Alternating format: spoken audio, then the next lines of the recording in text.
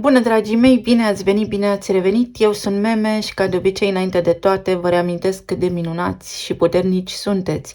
Astăzi fac o citire interactivă, cum nu am mai făcut de ceva vreme, cu tema Ce gândește? Ce mesaje pot apărea în legătură cu tine și o persoană pe care tu o ai în minte acum. Avem două grupuri, cristalul de lapis lazuli sau cristalul acvamarin. Vă alegeți voi. Înainte de a începe, voiam să vă mulțumesc tuturor celor care v-ați abonat pentru mesaje, sprijin și suport și pentru că apreciați clipurile, iar celor care sunteți aici pentru prima dată, vă urez bine ați venit. Dacă considerați că mesajele rezonează cu voi și au o valoare adăugată în viețile voastre, vă invit să vă abonați și să apăsați butonul de like.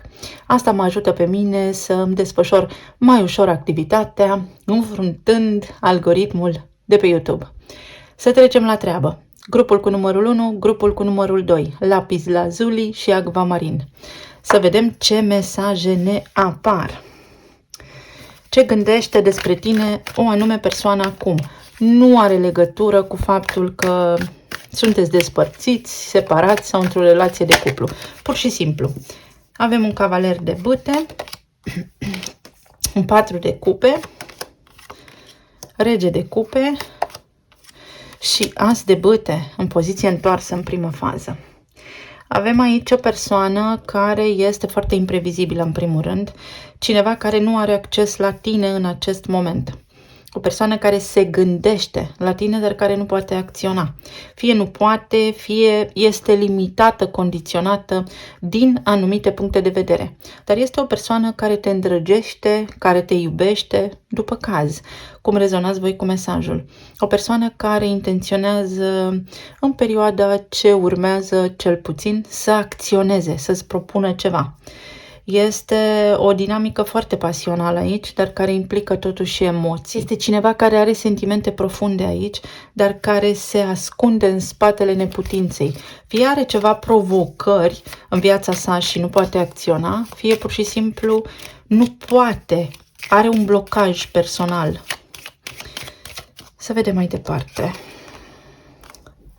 O persoană care este, pentru unii dintre voi, să știți că supărată pe voi. Nu știu ce s-a întâmplat între voi acolo, sau are niște supărări, are niște blocaje de natură personală în viața sa și în acest moment nu poate acționa. Fie nu sunteți unul lângă celălalt, fie în acest moment persoana respectivă nu se gândește în mod direct către tine, totul este bine sau din punctul acestei persoane de vedere lucrurile merg bine, doar că este ocupată cu niște chestiuni foarte serioase pe care le are în viața sa și ar vrea să le rezolve. Ce o împiedică pe această persoană? Cadoul. Nu are luxul de a vă sta alături. Sau este o persoană care, chiar dacă este alături de voi în această perioadă și sunteți, să spunem, într-o relație stabilă, are niște provocări personale, poate cu unul dintre copii, sau pur și simplu la locul de muncă, cu șeful, cu șefa, care o presează sau îl presează foarte tare. Și să petreacă timp cu tine ar însemna lux. Nu vă puteți vedea la fel de des sau pur și simplu, dacă locuiți în aceeași casă, atenția sa este alocată în altă parte sau această persoană este foarte, foarte stresată. O persoană care te vede cu ochi buni, o persoană care are inima deschisă, o persoană care ar vrea să petreacă niște timp cu tine și dacă sunteți despărțiți, este o persoană care nu a abandonat ideea, poate, unei relații cu tine sau ideea unei întrevederi. Pentru că aici avem cavalerul de bâte. Este o atracție fizică aici, este pasiune, dar este și irascibilitate. S-ar putea să aveți de-a face unii dintre voi și cu o persoană foarte nervoasă care a plecat întind ușa, dar are totuși sentimente pentru voi.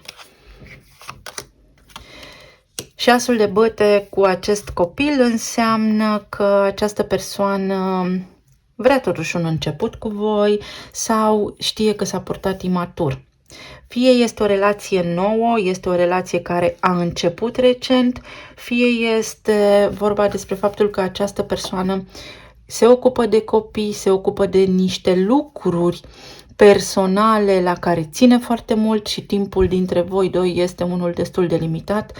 Vă poate limita de asemenea aici o distanță sau vă poate condiționa o distanță și vă iubiți de la depărtare. Sunteți în țări diferite, pe meleaguri diferite, în orașe diferite sau pur și simplu este cineva care nu-și poate dezvălui cu ușurință sentimentele pentru voi.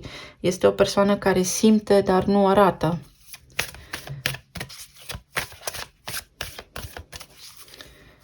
Este o persoană, aș putea spune, destul de autoritară. Pe de o parte, pare superficială, dar în esență să știți că nu este. Este o persoană hotărâtă. Sunt ceva probleme aici, poate, cu partea financiară.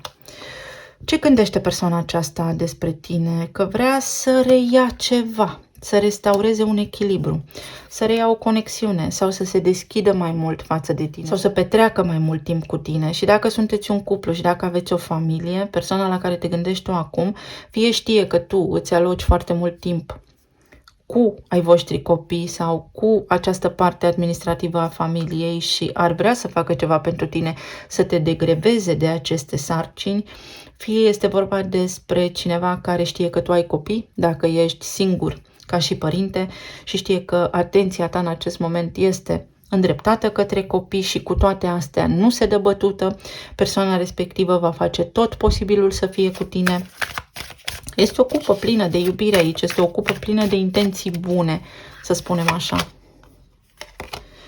Și aici avem lupul singuratic. Este o persoană care, pe de-o parte, simte că îți trădează încrederea sau simte că ție ceva nu-ți convine în această conexiune, din simplul motiv că, uite, 4 de cupe aici vorbește despre apatie, vorbește despre faptul că poate lucrurile în acest moment nu sunt tocmai acolo unde și voi și această persoană v-ați dori. Este o persoană care poate fi și un lup singuratic, o persoană căreia nu-i place să-i se spună ce să facă, sau o persoană care acționează doar motivată din interior, se motivează singură această persoană, nu are nevoie de sfaturi sau nu ține cont neapărat de părerile celorlalți. Este o persoană care în acest moment când se gândește la tine, se gândește că ți-a trădat cumva încrederea sau vrea să facă ceva pentru a-ți ridica moralul, vrea să facă ceva pentru a contribui la starea ta de bine și de fericire. Poate avea provocări personale în acest moment, această persoană se luptă efectiv, nu cu un lup inamic, ci cu o altă haită, deci provocări pe la locul de muncă sau poate provocări în viața personală dacă nu sunteți împreună. Și Meduza, gelozie, este o persoană care este geloasă și dacă nu sunteți împreună, este o persoană care în acest moment este profund pătrunsă de gelozie și roasă pe interior de neputință, de faptul că nu știe ce se petrece în viața voastră și s-ar putea să aibă dubii în ceea ce vă privește dacă voi nu ați mai comunicat de ceva vreme. Lucrurile pot sta puțin diferit sau poate voi ați avut o ceartă la început sau poate tema voastră comună este aceea a lipsei de încredere unul în celălalt și vă vine să vă dați bătuți. Nu cred că este cazul în această dinamică aici să vă dați bătuți, ci mai degrabă să lucrați mai mult la nivelul de încredere în voi înșivă. Fie este o persoană foarte atrăgătoare, fie tu ești o persoană foarte atrăgătoare și persoana aceasta se teme. Se teme să nu-ți găsești pe altcineva sau pur și simplu tu simți lucrurile astea. Este ceva gelozie aici din partea ta vis-a-vis de această persoană care nu petrece suficient timp cu tine. Poate gelozia ta nu este îndreptată neapărat către o a treia persoană, ci către un al treilea factor, care poate fi serviciul sau un copil. Și atunci lucrurile pot evolua. Aici avem haita și alfa, conducătorul haitei. Succes, împlinire și motivație să faceți lucrurile să funcționeze. Persoana aceasta când se gândește la tine vrea să facă lucrurile să funcționeze. Dar în felul său, atenție, avem numărul 15 al diavolului care ne vorbește despre această persoană ca fiind una foarte tradițională, care are propriile reguli în jocul ce vă conține pe voi doi. Și atunci s-ar putea să fie destul de impulsivă această persoană sau să facă lucruri pe care voi să nu le puteți înțelege sau să nu aibă un comportament foarte predictibil. Și lipsa de predictibilitate dintre voi doi atunci este cea care poate cauza un mic dezastru și vă înfurie și pe voi și pe această persoană. Dar veștile sunt bune, aici energia vă spune că puteți conviețui cu această persoană și că se pot aranja lucrurile astfel încât să aveți succes. Și roata destinului sau roata timpului și parteneriatul. Este o chestiune de timp aici, timp petrecut împreună sau a trecut foarte mult timp de când nu ne-am văzut și a început să mă roadă pe interior acest sentiment de neputință, de gelozie, nu știu, este totul ambigu ce se petrece în viața acestei persoane. Dacă sunteți împreună, este vorba despre faptul că unul dintre voi conduce și celălalt poate nu este neapărat stare de recepție. Încercați să vedeți de unde vine acest dezechilibru, pentru că între voi doi sunt sentimente, sunt cel puțin intenții curate, că vin la pachet ele și cu starea asta de nervozitate. Ideea de bază este aceeași. Persoana aceasta, când se gândește la tine, vrea să depună un efort, să te recucerească, să îți declare iubirea, să te facă să te simți mai bine sau de câte ori petreceți timp împreună, cam astea sunt regulile jocului. Face tot posibilul astfel încât tu să fii bine, dar când își vede de viața sa, acolo este altă poveste și atunci poate acest sentiment de gelozie de aici să survină, din faptul că viața mea e viața mea, când suntem împreună este viața noastră. Și aici avem numărul 14. Echilibru, armonie și diplomație, înțelegere. Sunteți într-un fel de misiune și voi și această persoană de recunoaștere a propriei voastre individualități. Proclamarea independenței. S-ar putea să fiți, conform expresiei, două nuci tari. Doi oameni care nu cedează, doi oameni care vor să conducă sau doi oameni care pur și simplu au experiență de viață și nu cedează la propriile convingeri. Aici energia și succesul vine din faptul că suntem diplomați, ne înțelegem unul pe celălalt și ne putem adapta unul după celălalt în funcție de cadrul și contextul potrivit. Este vorba despre faptul că unul depinde mai mult de celălalt sau despre faptul că s-ar putea aici să existe și o mică codependență. Și de îndată ce voi vă liniștiți și vă vedeți fiecare de viețile voastre, să știți că lucrurile devin mai ușoare și mai line, mai armonioase pentru voi. Nu văd mari probleme aici, în afară de faptul că ambii cam vreți să vă impuneți punctul de vedere și atunci când lucrurile nu funcționează conform așteptărilor voastre proprii, pot să o ia puțin razna, să spunem, între voi. Dar în esență există o cupă, există intenții bune între voi. Și nu a apărut copilul. Început, o luăm de la început, trebuie să devenim conștienți că fiecare vine de acasă cu un bagaj sau poate este vorba despre copii, despre faptul că nu puteți avea spațiu din cauza copiilor sau ați făcut copii și nu mai aveți timp pentru voi, v-ați grăbit poate sau pur și simplu este o chestiune a copiilor sau acest copil, după cum spuneam, este un proiect, este serviciul, este anturajul persoanei acesteia către care gravitează așa și voi sunteți puțin geloși că nu petreceți timp împreună. Și prietenii, vă puteți apropia de această persoană amical, adică să fiți și pe partea aceasta amoroasă conectați, dar și ca un foarte bun prieten. Eu îmi văd de viața mea și sunt fericit, tu îți vezi de viața ta și ești fericit, chiar dacă noi suntem un cuplu, fiecare dintre noi are propriile pasiuni, propriile plăceri și atunci când plăcerile noastre se interconectează, se întâlnesc acolo, este și mai bine, dar nu este aici loc de codependență.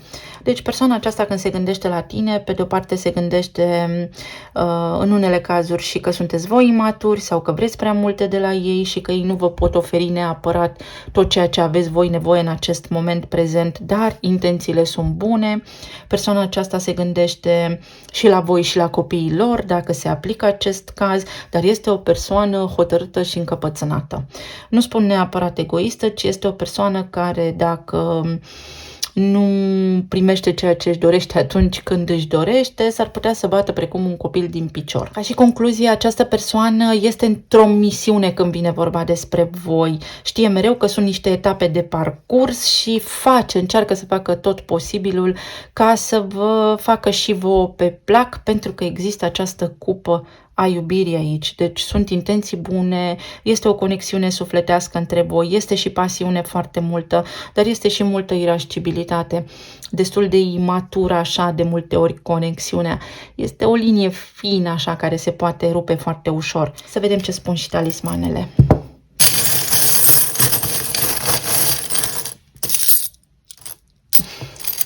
A căzut și acest talisman. Când se gândește la voi această persoană, știe că sunteți impunători și că de multe ori este greu cu voi pentru că vă gândiți la toate micile detalii la care această persoană nu este capabilă să se gândească sau peste care această persoană trece. Deci exact acest arhetip al vărsătorului, poate chiar cu un vărsător aveți de a face.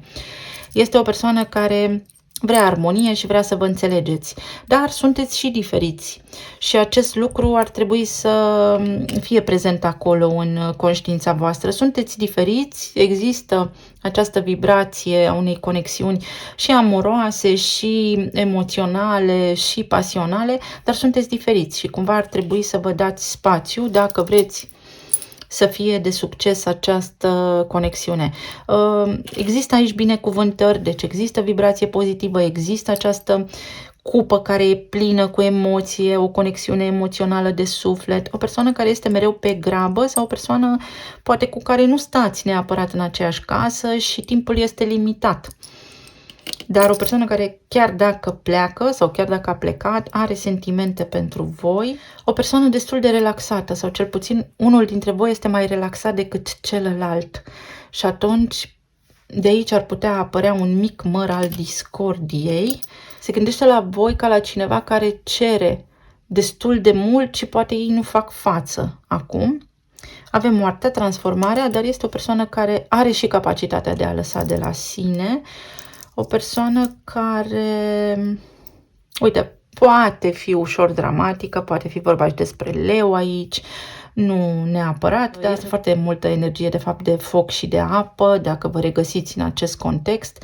O persoană care, să știți că și flambează ușor situația, adică o persoană care îi cam place atenția. Această persoană are această nevoie de a fi lăudată.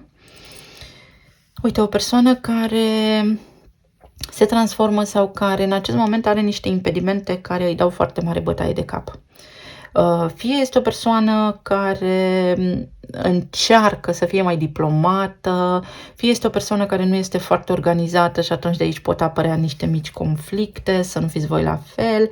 Aici avem serotonina. Este o persoană care îi plac îmbrățișările sau cu o simplă îmbrățișare și aici temperanța, calmați lucrurile. Un cuvânt bun, blând, spus la timpul lui, face lucrurile să funcționeze de la sine și este o persoană geloasă sau voi sunteți geloși și atunci această persoană simte că în permanență trebuie să vă confirme sentimentele sale și acest lucru s-ar putea să-i dea puțin bătăi de cap pentru că este o persoană ocupată sau pentru că este o persoană care nu a fost obișnuită să-și deschidă așa sufletul la fiecare pas, cum poate unii dintre voi aveți nevoie. Una peste alta, această persoană are sentimente bune în tolba sa, sunt sentimente, este pasiune, dar pot apărea la pachet și mici frustrări sau independență mai mult decât este cazul.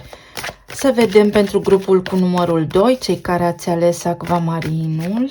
Ce gândește această persoană în acest moment?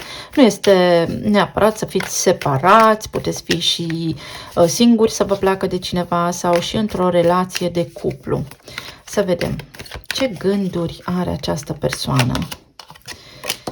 Avem un cavaler de monede, un as de spade, un 3 de bâte și un 5 de spade.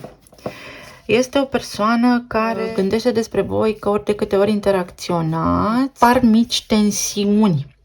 Pe de o parte, este o persoană care se simte, să știți, într-o oarecare măsură neînțeleasă sau pentru care voi sunteți destul de imprevizibili. Pentru unii dintre voi pare să fie aici o relație stabilă, o persoană cu care sunteți voi în acest moment, cu care comunicați constant, dar care nu știe niciodată la ce să se aștepte când vine vorba despre voi, modul în care gândiți. Mai poate fi vorba despre faptul că în acest moment această persoană este confuză, este într-un compromis, este bulversată la nivel mental, este foarte stresată, agitată, are niște provocări, poate de natură financiară. Ca și la celălalt grup a apărut copilul. Poate fi vorba despre faptul că această persoană nu își asumă neapărat relația dintre voi sau este o persoană care face foarte mici pași către voi. Ce gândește despre voi? Că voi sunteți mai mari ca ei, că voi sunteți mai maturi ca ei, că aveți așteptări mai mari ca ei, dar că sunteți și niște persoane care gândiți limpede și atunci, cumva, voi fiind foarte realiști, această persoană este mai înceată și în dorințe și în acțiuni. A apărut aici un inamic. Mai aici, la voi ca și grup, este o persoană cu care constant aveți discuții. Este o persoană care se teme precum un copil și intră repede în mentalitate de victimă, să știți.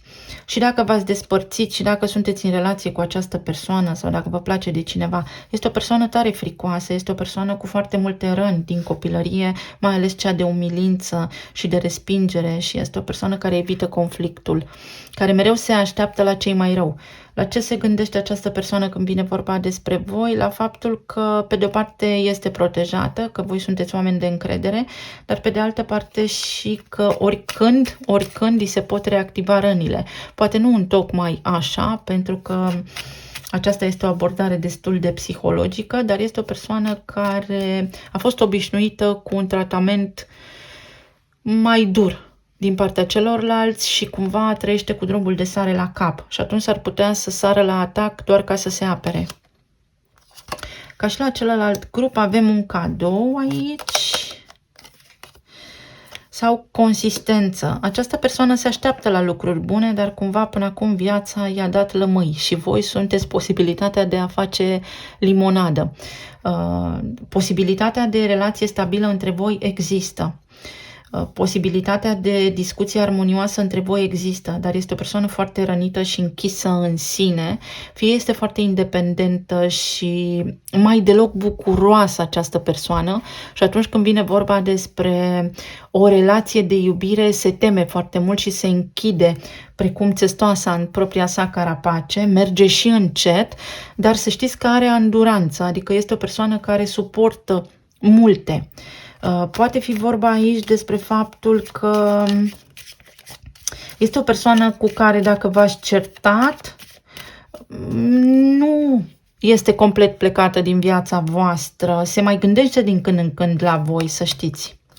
Ia uite, direct gândurile. Este o persoană care din când în când se gândește la voi și dacă v-ați despărțit, dar este teamă, foarte teamă. Fie ați avut o discuție în care v-ați acuzat reciproc de niște lucruri, fie este o persoană care, deși ar vrea să mai aibă o relație cu voi, se teme de precedentele discuții pe care le-ați avut sau de precedentul creat. Există un precedent aici între voi.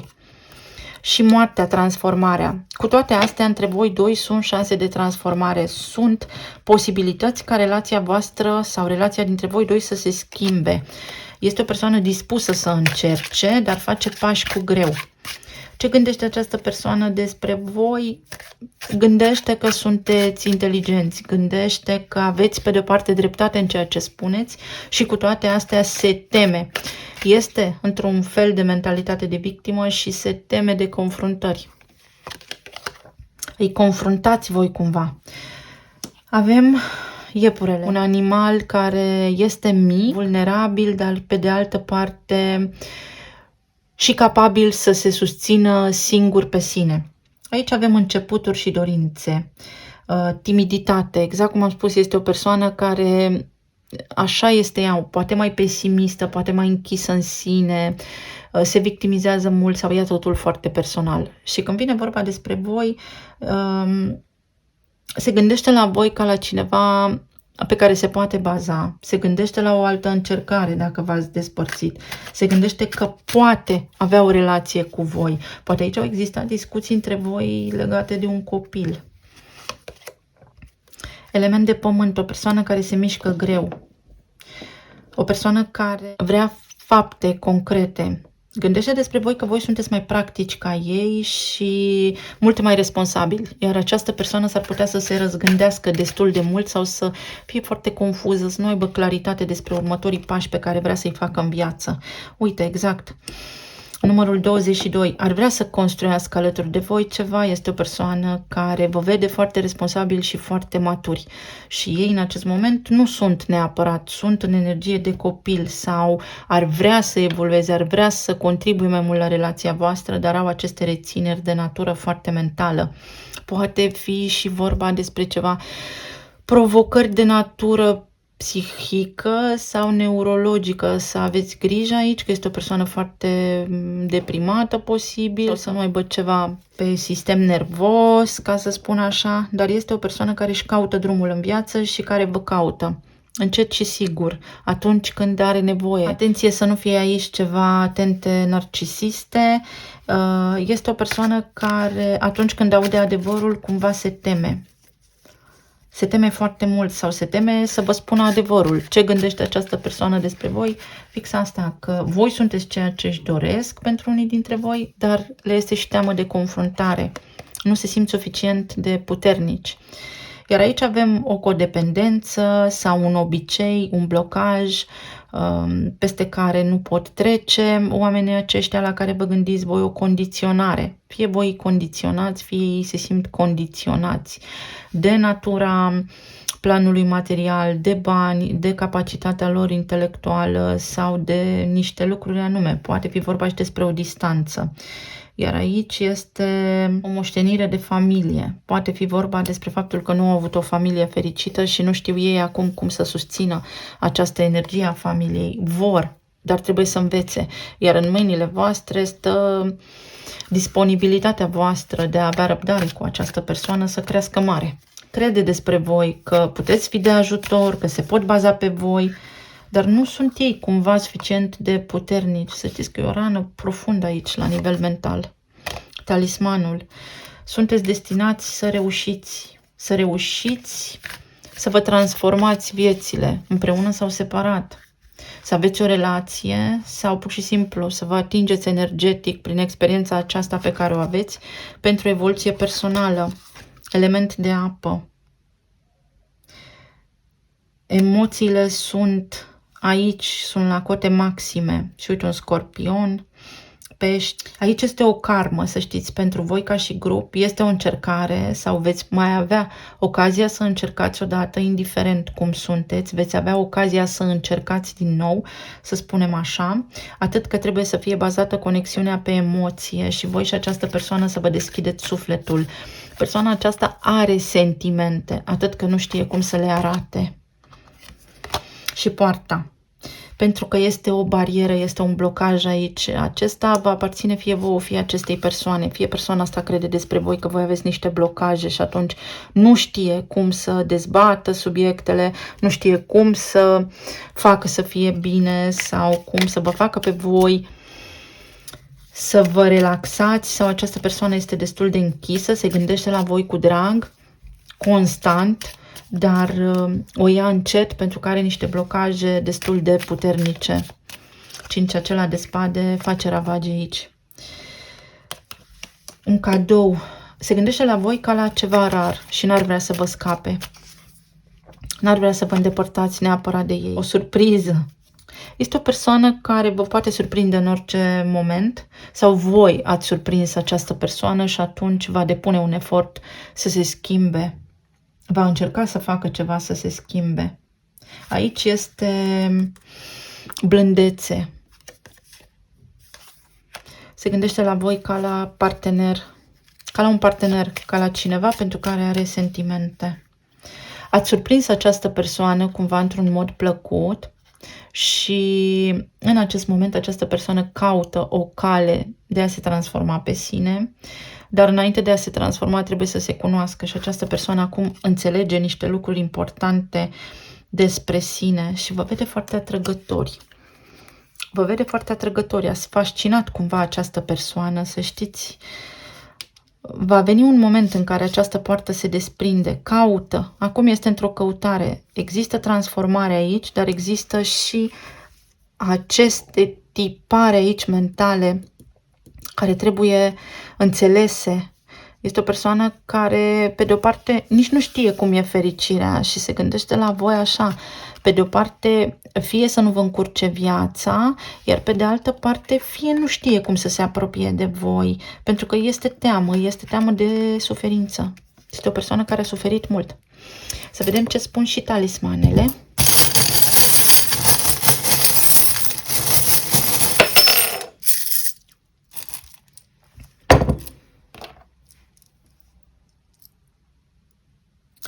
Uite, este o persoană care vrea să încerce. Este o persoană tăcută. O persoană care ar vrea să comunice, să vă spună multe lucruri, dar este teamă. Până la urma urmei, dacă aveți răbdare, această persoană să știți că se deschide. Își deschide cumva sufletul. Să vă bucurați de timpul petrecut împreună sau este o persoană care se bucură de lucrurile mici și mărunte în timp ce voi poate aveți aspirații mai mari. Sau se bucură atunci când are câte o reușită. Este o persoană care fie trăiește modest, fie nu vrea multe lucruri de la viață, nu îndrăznește să viseze. Și când se gândește la voi, se gândește așa ca la un concept foarte înalt. Este o persoană care, în pofida tuturor aparențelor pentru voi, să știți că are sentimente bune, intenții bune și nu are niciun fel de așteptări. Pentru unii dintre voi, elementul de surpriză, un om care vă poate surprinde sau voi ați surprins această persoană și atunci, în acest moment, această persoană caută să își echilibreze viața, să devină stabilă. Poate este artist, are aptitudini artistice, poate este un om care nu a fost obișnuit cu relații înainte sau a avut una de lungă durată înainte și cumva a suferit dezamăgiri. O persoană care este puțin diferită de voi. Nu este neapărat așa cum v-ați imagina voi, dar vă puteți întâlni. Uite, o persoană cumva care are un rol foarte important în viața voastră și care se gândește la voi ca la o binecuvântare, chiar dacă nu pare. O persoană care vă vede atrăgători, o persoană care vă vede foarte adunați, foarte maturi. O persoană care este în căutări. Acum viața sa este așa, ca într-un mare lac și lacul acela este foarte adânc. O persoană care decolează greu, dar odată ce decolează, are energie pentru distanțe lungi, se deschide mai greu. O persoană deșteaptă.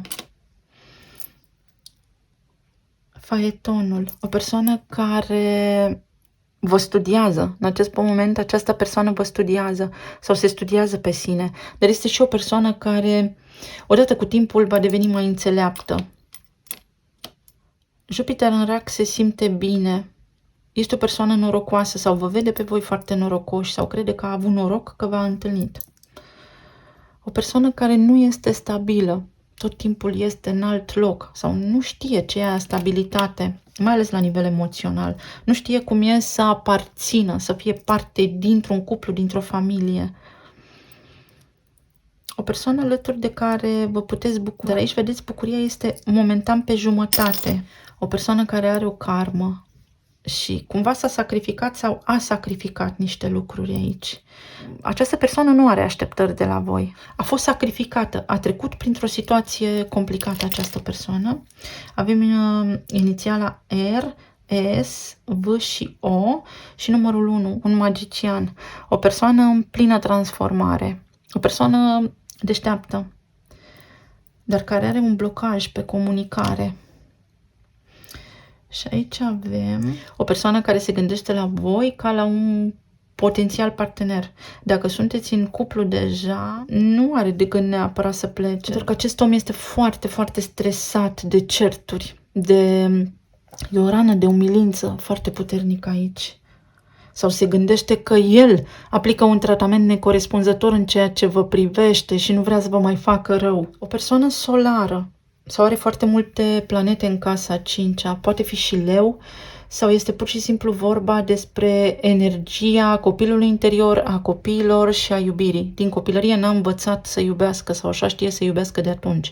Și acum la voi se uită ca la un potențial partener, chiar dacă nu sunteți împreună, chiar dacă sunteți împreună, deci indiferent de situație, voi sunteți în mintea acestei persoane un potențial partener, atât că are teamă de a începe, teamă de a iniția, teamă de a spune ce are pe suflet. Are un blocaj această persoană, dar și când îl depășește, exact cum am spus, odată ce pornește, are energie.